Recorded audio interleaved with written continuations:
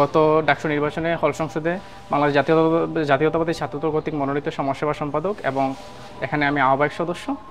তো আমি যখন নির্বাচনে প্রতিদ্বন্দ্বিতা করি এর আগেই দেখতেছিলাম যে আমাদের হলে অন্যতম একটি বড় সমস্যা হচ্ছে ইন্টারনেটের সমস্যা। শুধু আমাদের হল না, পুরো বিশ্ববিদ্যালয়। এবং দেখা যাচ্ছে অধিকাংশ শিক্ষার্থীরা এখানে ফ্রিল্যান্সিং করে, রিসার্চ পারপাসে ইন্টারনেট ইউজ করে, অথবা কেউ অনলাইন ক্লাস করে।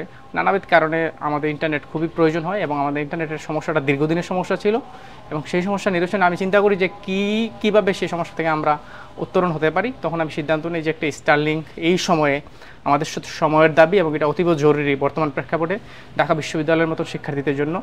সেই দিকটি চিন্তা নিয়েই আমি মূলত একটি স্টারলিংক দেওয়ার প্রতিশ্রুতি দিই এবং সেই প্রতিশ্রুতি দিই যে 15 নভেম্বর 2025-এর মধ্যে আমি সেটি নিয়ে আসবো। আমি যদি জয়ী হই তাও নিয়ে আসবো, জয়ী না হলে নিয়ে আসবো। তো আমি আজকেই নিয়ে আসলাম, 30 অক্টোবরে সেটি নিয়ে আসি।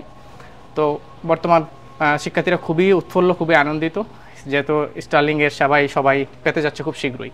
এটি আমি যোগাযোগ করি আমাদের স্টারলিংয়ের ওদের অথরাইজড ডিলার আছে এখানে আমাদের এলিফ্যান্ট রোডের যে স্টারটেক কোম্পানি আছে, স্টারটেকের সাথে আমি আগে থেকে যোগাযোগ করি।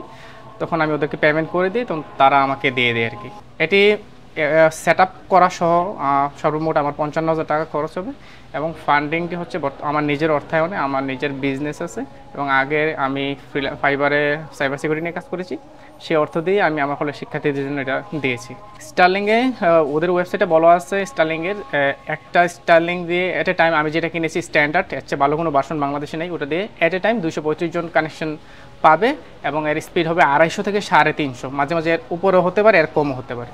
বাংলাদেশে স্টারলিংয়ের যে ইতিহাস, চট্টগ্রাম বিশ্ববিদ্যালয়ের প্রথম স্টারলিং নিয়ে আসে গত সপ্তাহে। কিন্তু যদি আমরা হলের দিকে বিবেচনা করি, বাংলাদেশের প্রথম কোনো বিশ্ববিদ্যালয়ের হল হিসেবে আমরা নবাব সলিমুল্লাহ মুসলিম হলে স্টারলিং নিয়ে আসি। আমাদের ভবিষ্যৎ পরিকল্পনা হচ্ছে আমাদের ছাত্রদলের পক্ষ থেকে সামনে আরও একটি স্টারলিং নিয়ে আসা, যাতে পুরো হল আমরা একটা স্মার্ট এবং অত্যাধুনিক একটি হলে রূপান্তর করতে পারি, যাতে ইন্টারনেট সমস্যা কেউ কোনো সম্মুখীন না হয়।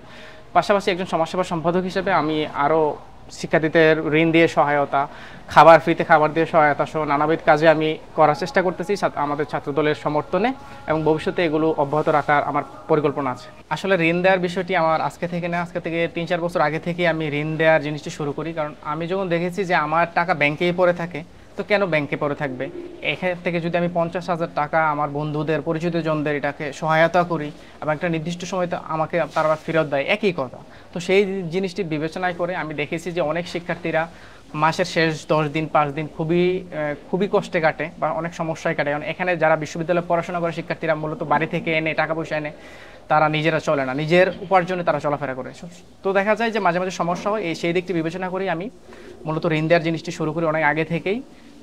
কারণ দেখা যায় অনেক শিক্ষার্থী আছে যারা পায়ের অপারেশন, চোখের অপারেশন, এমন অনেক সার্জারি, এসব বিষয়ে আমার থেকে সহায়তা নিয়েছে। আমি তাদেরকে ঋণ দিয়েছি কোনো শর্ত ছাড়া, এবং সেটা আবার নির্দিষ্ট সময় পর আবার ফিরে পেয়েছি। তো শুধু যে আমার বিশ্ববিদ্যালয় বিষয়টা এরকম না, আমি আমার বন্ধুবান্ধব, আমার সার্কেল, অন্যান্য হলের বন্ধুদের আমি এটা দিয়ে থাকি। হ্যাঁ, আমি নির্বাচনের সময় আশাবাদী ছিলাম, কারণ আমাকে মূলত আমার শিক্ষার্থীরা, আমাদের বন্ধুরা, জুনিয়ররা সবাই ভালো করে চিনে। কারণ সত্যিকার অর্থে আমি তাদের সবার সাথে আগে থেকে চলাফেরা করেছি এবং তাদের সাথে আমার 1-to-1 কানেকশন, সেই সম্পৃক্ততাটা ছিল। তারপর আমি বাংলাদেশ জাতীয়তাবাদী ছাত্রদলের একজন সদস্য, এবং সেই দিক থেকে আমি যখন নির্বাচনে জানাই, আমার জন্য একটা মোটামুটি চ্যালেঞ্জিংও ছিল বিষয়টা, আমার জয়ী হয়ে আসাটা। কারণ আমাদের বিপরীতে অনেক প্রতিদ্বন্দ্বী ছিল, অনেক বলা যায় ষড়যন্ত্রও ছিল। সো সেগুলো উপেক্ষা করে ফলে প্রত্যেকটা স্টুডেন্ট আমাকে নিঃসন্দেহে ভালোবাসে, এবং সেই ভালোবাসার বহিঃপ্রকাশ হচ্ছে আমাকে তারা সমাজসেবা সম্পাদকে নির্বাচিত করেছে। তো নিঃসন্দেহে সবার সাথে আমার একটা ভালো সম্পর্ক আছে, ভালোবাসা আছে, আমার প্রতি সবার সমর্থন আছে।